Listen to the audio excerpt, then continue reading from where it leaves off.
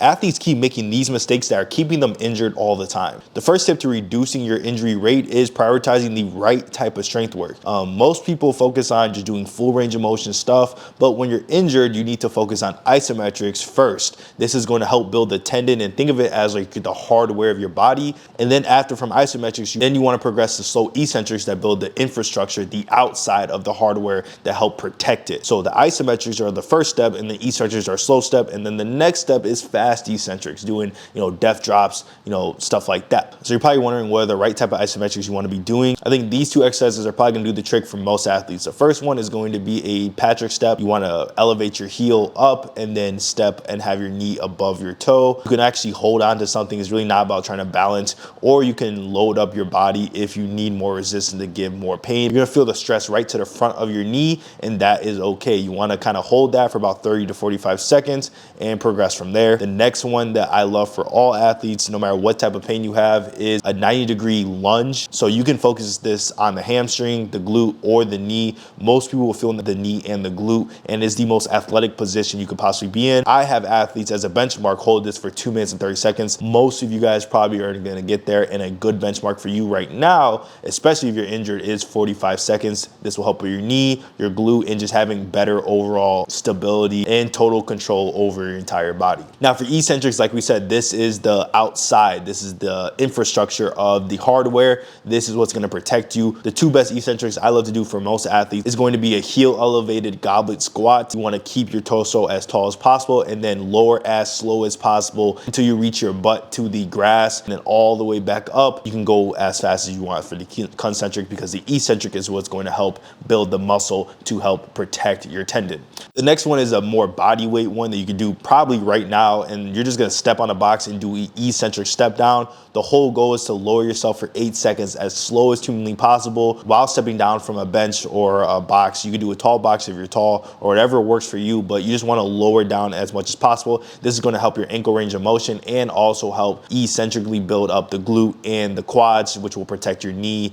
and hamstring injuries you possibly could have. The next thing pro athletes do to stay injury free is to eat carbs and protein. So what carbs do, they give you the fuel to your tendons and for your workouts, so you can actually have energy and not get hurt. And then protein help rebuild the muscle so you can recover for the next day. If you're trying to build muscle or build strength, protein is gonna be really important. And if you're more of an endurance athlete, like someone like basketball or soccer, you're gonna need carbs before you work out so your tendons are fueled and you can get ready to go and be elastic and explosive and not injure your Achilles, your hamstring from not having the energy. And after the workout, so you could actually help aid the recovery process to your tendons, because if your tendons are irritated and they're not recovering, then you're going to get plantar fasciitis, you're going to get Achilles tendonitis, you're going to get knee tendonitis. So you need the carbs and you need the protein for, once again, the hardware, which is the carb side, and the protein, which is the infrastructure, the outside of the hardware. Before we move on to the next tip, if you want to learn more about how to reduce injury as an athlete, go check out this Just Protect guide that I'll have in the description or in the comment section below. Just click the link and download the guide. It's completely free, and I'll show you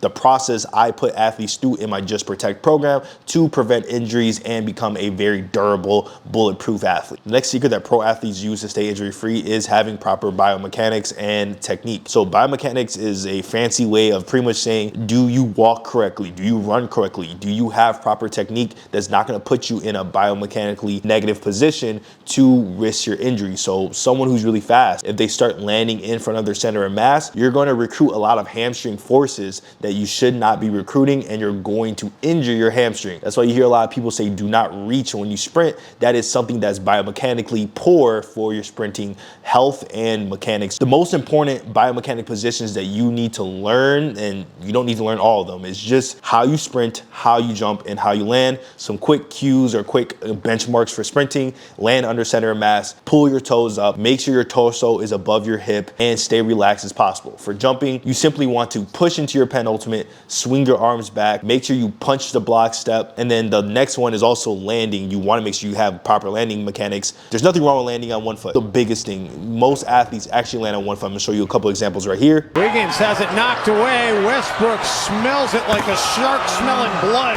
2-on-1. Over the top. And this is just to show you are okay. You have to show your body and actually expose it to landing. And the best way to improve landing biomechanics is simply doing plyometrics and putting yourself in positions where you have to land, and your body's going to know, oh wow, I shouldn't be landing in a deep squat, or oh, I probably shouldn't land like this, or I'm going to get hurt next time. That is probably one of the best ways to teach your body naturally with auto regulation how to land. I'll also show some studies below about sprinting, jumping, and landing mechanics so you can understand what I'm saying and believe if I'm just telling the truth or not. The next things pro athletes focus on to stay injury free is relative strength, or just overall body mass, lean body mass. The reason why this is important is because muscle, like we said earlier, is kind of like that infrastructure, like the foundation, you could say, of your building to actually staying injury free. Your muscle is what people hit, right? If you run into someone on basketball, the muscle is protecting you, and the tendons and all the fascia and the stuff on the inside is on the inside of the muscle. And so there was no muscle, you just get hit and then fall over and just break shit.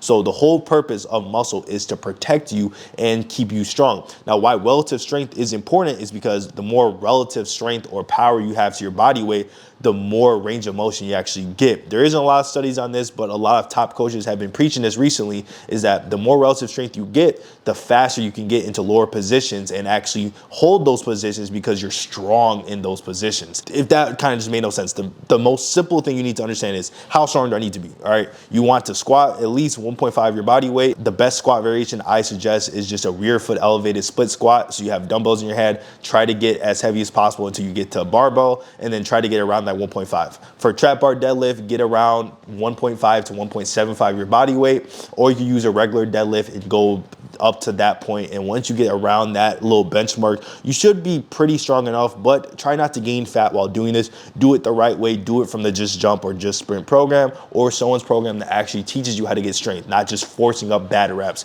You want good form and you do not want a lot of body fat. The most important secret or tip that pro athletes use to prevent injuries as much as possible is high velocity plyometrics. This is important because this is how people get injured. You don't get injured from squatting super slow speeds as an athlete. Sometimes you do, but realistically you get injured from that Achilles tear, that ACL injury. And when does those ACL and Achilles tears happen?